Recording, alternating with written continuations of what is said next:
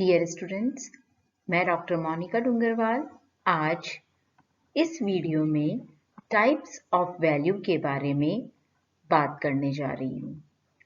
ग्रह व्यवस्था के उत्प्रेरक तत्व 3 प्रकार के होते हैं: मूल्य, लक्ष्य और स्तर, अर्थात वैल्यूज, गोल्स एंड स्टैंडर्ड्स। हमने देखा कि ये तीनों जो तत्व है, उत्प्रेरक तत्व, इन तीनों में घनिष्ठ संबंध होता है। यह अंतर संबंधित होते हैं। मूल्य जो होता है वह लक्ष्य और स्तर से अधिक महत्वपूर्ण होता है। यद्यपि वैल्यू अधिक अस्पष्ट, अनिश्चित और आत्मगत होती है, उसके पश्चात भी यह अधिक इम्पोर्टेंट होता है। लक्ष्य और स्तर ये दोनों ही मूल्य के सहायक होते हैं। इनकी उत्पत्ति मूल्यों से ही होती है। साथ ही गोल्स एंड स्टैंडर्ड्स मूल्यों पर अपना प्रभाव डालने का कार्य भी करते हैं। मूल्य निर्णय विवेचन तथा विश्लेषण का मुख्य आधार है। यह व्यक्ति की रुचियों एवं इच्छाओं से उत्पन्न होते हैं, क्योंकि मनुष्य एक सामाजिक प्राणी होता है अतः उसके जो मूल्य होते हैं वह समाज के द्वारा जो मान्यताएं हैं या जिनको मान्यताएं दे रखी है उसके द्वारा उत्पन्न होते हैं। प्रत्येक व्यक्ति के जीवन में मूल्यों का एक विशिष्ट स्थान होता है और इसी से उसे सुख, शांति, संतोष मिलता है। मूल्य ही व्यक्ति को आगे बढ़ने, सोचने समझने, तर्क करने व कार्य करने की शक्ति प्रदान करने का कार्य करते हैं। अर्थात मूल्य जो है वह रुचि और इच्छाओं से पैदा हो रहा है, वहीं इसका जो विकास हो रहा है वह नियंत्रण एवं उपभोग से होता है और इसी के द्वारा व्यक्ति की अभिवृत्तियां या एटीट्यूड बनता है और अभिवृत्तियां जो होती है व्यवहार करने के तरीकों को संचालित करती है। मूल्यों से ही कार्य करने की प्रेरणा मिलती है, इसलिए प्रत्येक व्यक्ति के जीवन में मूल्यों का सर्वाधिक महत्वपूर्ण स्थान होता है और वह व्यक्ति मूल्यों को सुरक्षित करके रखता है और भावी पीढ़ी में हस्तांतरित करने का कार्य करता है। क्योंकि हमने कहा मूल्य जो है वो व्यक्तिगत होते हैं, किसी भी व्यक्ति के मूल्य एक जैसे नहीं होते हैं।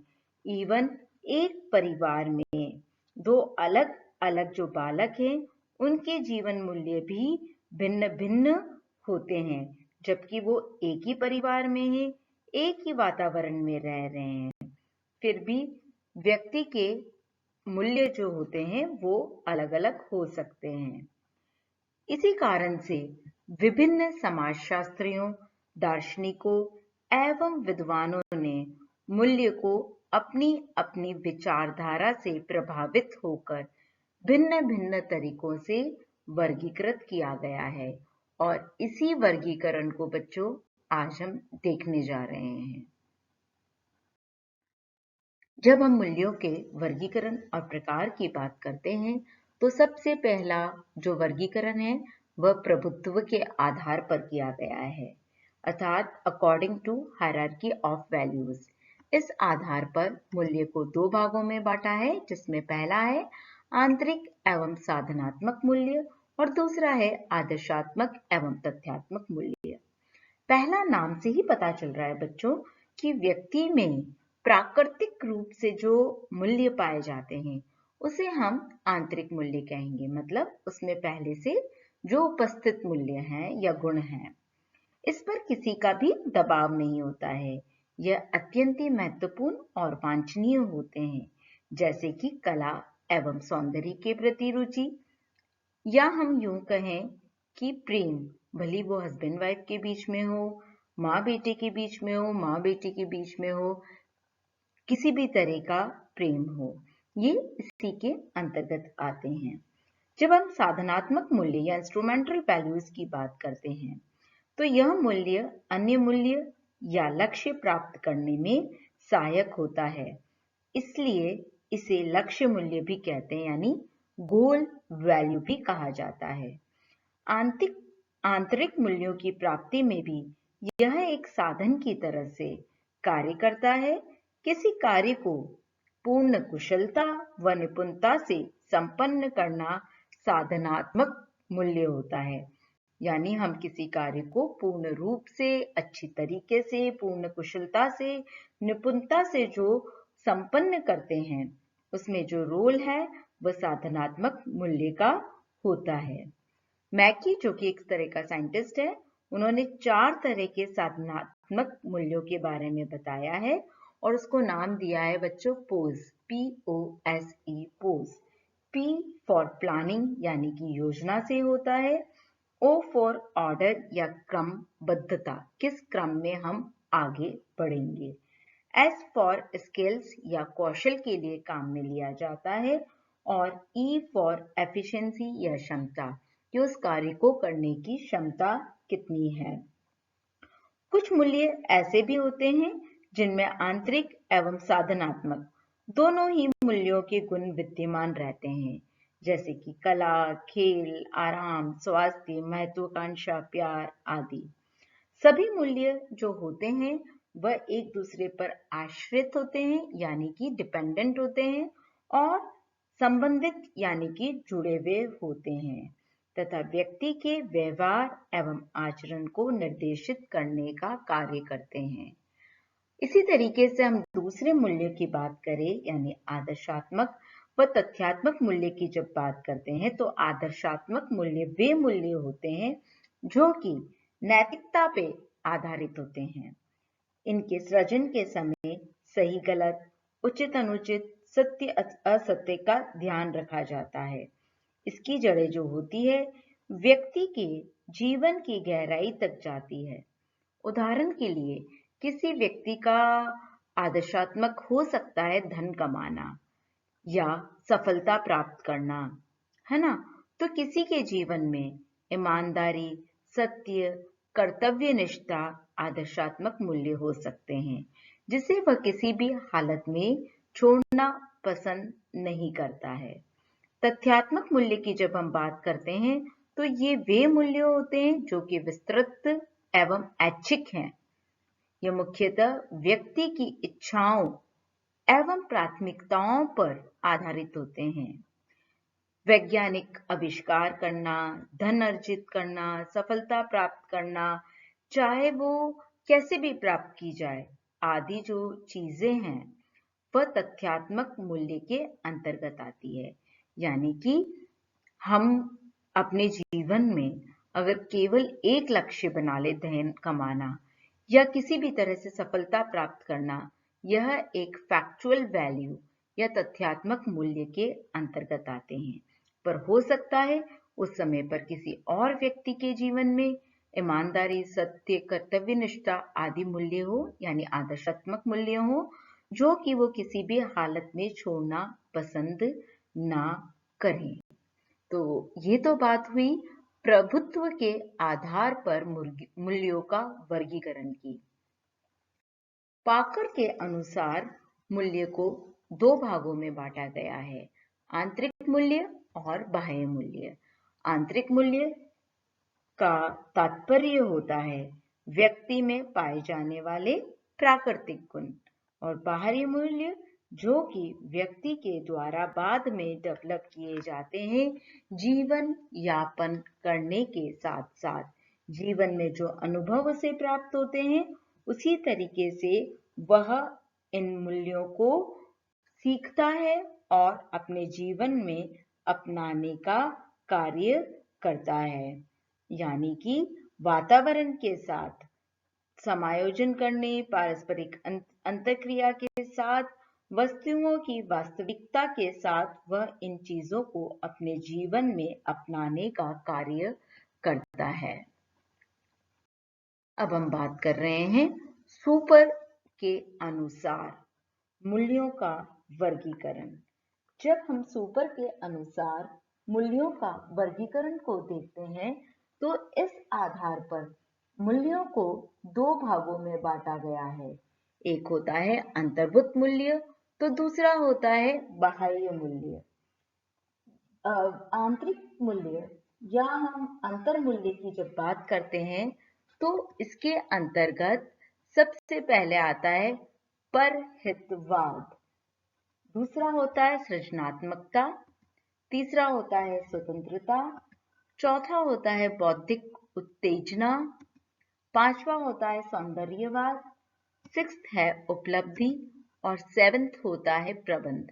यानी ये जो सातों पॉइंट है वह अंतर्भूत मूल्य के अंतर्गत आते हैं।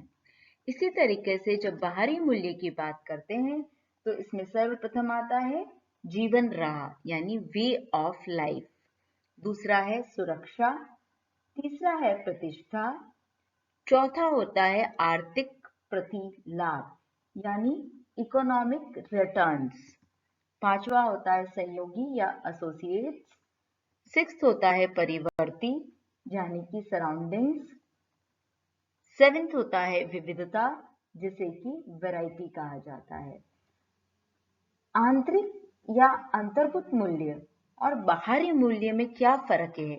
जब हम इसकी बात करते हैं तो आंतरिक मूल्य जैसे कि अभी हमने कहा था कि अंदर से जो गुण हैं यानी प्राकृतिक जो गुण हैं जिनका कि बाहरी दबाव नहीं पड़ रहा है उसे हम अंतर्भूत मूल्य कहते हैं। और बाहरी मूल्य की जब बात करते हैं तो ये व्यक्ति के स्वयं के प्रयासों का फल होता है जो मनुष्य अपने जीवन काल में सीखने का कार्य करता है। यानी कि मेन जो डिफरेंस है वह अंतर्भूत मूल्य और बाहरी मूल्य में यही है कि यह प्राकृतिक गुण के अंतर्गत आने वाले मूल्य जो हैं वह अंतर्भूत या आंतरिक मूल्य कहलाते हैं, और वे मूल्य जो कि जीवन को व्यतीत करते हुए हम सीखते हैं और हमारे जीवन का एक भाग बन जाते हैं उसे हम कहते हैं बाह्य मूल्य। नेक्स्ट वर्गीकरण लिंडसे के द्वारा किया गया है। इन्होंने मूल्य को 6 वर्गों में बांटा है, जिसमें सर्वप्रथम हम बात कर रहे हैं सैद्धांतिक मूल्यों की या थ्योरेटिकल वैल्यूज की। जीवन में सफलता प्राप्त करने हेतु व्यक्ति को बच्चों कुछ सिद्धांतों को अपनाना पड़ता है, साथ में उन सिद्धांतों पर चलना पड़ता है या हम कहें कि उनका पालन करना पड़ता है। बौद्धिक शक्ति द्वारा सत्य को मानने, अपनाने, खोजने एवं आत्मसात करने में रुचि रखना, जैसे विज्ञान की सहायता से नए या नवीन उपकरणों की खोज करना, दर्शन शास्त्र का अध्ययन करना, नवीन सिद्धांतों का आविष्कार करना इसके अंतर्गत आता है। दूसरा जो मूल्य है वह है आर्थिक या इकोनॉमिकल वैल्यू। व्यक्ति जो है परिवार व समाज के उत्थान के लिए धन की आवश्यकता पड़ती है या हम कहें धन नितांत आवश्यक होता है किसी भी परिवार या समाज के उत्थान के लिए, और इसके बिना सुखी परिवार या सुखी जीवन की जो है कल्पना नहीं की जा सकती है। प्रायोगिक एवं लाभकारी वस्तुओं में रुचि रखना, जैसे कि धन संचय, साज सज्जा, मकान, वाहन आदि को बढ़ाना आर्थिक मूल्य के अंतर्गत आता है। तीसरा है सौंदर्यात्मक मूल्य या एस्थेटिक वैल्यू। जीवन को सुखमय एवं आनंदमय बनाने में सौंदर्यात्मक मूल्यों का अमूल्य स्थान होता है। सौंदर्य एवं कला के प्रति रुझान या रुचि, सौंदर्य को जानना, उसकी प्रशंसा करना आदि में रुचि रखना, जैसे कि बच्चों हम किसी को कविता लिखने का शौक होता है, किसी को डांस करने का शौक होता है, किसी को पेंटिंग का शौक होता है, किसी को स्टिचिंग का होता है, किसी को म्यूजिक का होता है, किसी को इंस्ट्रूमेंटल म्यूजिक का होता है। तो अलग अलग तरीके के सौंदर्यात्मक मूल्य होते हैं और इनका जीवन में होना बहुत जरूरी होता है, जिससे कि व्यक्ति अपने जीवन पथ पर अच्छे से या स्मूथली अग्रसित हो सके। नेक्स्ट मूल्य होता है सामाजिक मूल्य या सोशल वैल्यू। ये मूल्य समाज के कल्याण से संबंधित होता है। आप सभी को पता है मनुष्य जो है एक सामाजिक प्राणी है। वह जिस समाज में रहता है उसके प्रति भी उसे कुछ कर्तव्य निभाने पड़ते हैं। जैसे कि हर व्यक्ति अपने समाज में कुछ न कुछ कर्तव्यों को निभाता है या सामाजिक सेवा करता है, भले वो गरीब व्यक्ति की मदद कर रहा हो या गरीब बच्चे की पढ़ाई में मदद कर रहा हो या किसी अनाथ बच्चे की, बूढ़े व्यक्ति की या मंदिर के बाहर बैठने वाले भिखारी की, विकलांग की या समाज सुधारक के रूप में कार्य करता है। यानी व्यक्ति में कुछ न कुछ सामाजिक मूल्य अवश्य होते हैं। नेक्स्ट है राजनीतिक मूल्य या पॉलिटिकल वैल्यू। प्रशासनिक कार्य में रुचि रखना, राजनीतिक पार्टियों में कार्यकर्ता के रूप में कार्य करना, विभिन्न दलों का नेतृत्व करना आदि जो चीजें हैं राजनीतिक मूल्य के अंतर्गत आती है। अन्य व्यक्तियों के ऊपर प्रभुत्व रखना या प्रशासनिक शक्ति में रुचि रखना जो है वह पॉलिटिकल वैल्यू कहलाता है। नेक्स्ट और लास्ट है इसके अंतर्गत धार्मिक मूल्य या रीजनल वैल्यूज। जीवन में सुख, आनंद, संतोष प्राप्त करने के लिए धार्मिक मूल्यों का सृजन करना या विकास करना बहुत जरूरी होता है और तभी व्यक्ति को शांति या हम कहें आनंद या संतोष प्राप्त होता है।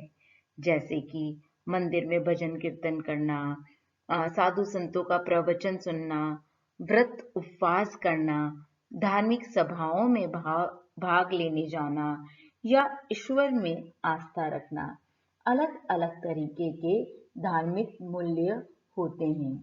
ये मूल्य न केवल व्यक्तियों के विचारों के प्रकार, व्यक्तित्व मान में उपयोगी होते हैं, बल्कि व्यक्तित्व परीक्षण में विशेष स्थान रखते हैं। यानी कि हर व्यक्ति के जो मूल्य हैं, हमने जैसा कि पहले और बार बार कहा कि व्यक्तिगत होता है। एक ही परिवार में पैदा हुए दो बच्चों के मूल्य भी अलग अलग हो सकते हैं क्योंकि परिवार उनका एक है, परंतु उनको जो वातावरण मिल रहा है, साथ में वह जीवन जीते हुए जिन मूल्यों को अपना रहे हैं वह अलग अलग हो सकता है।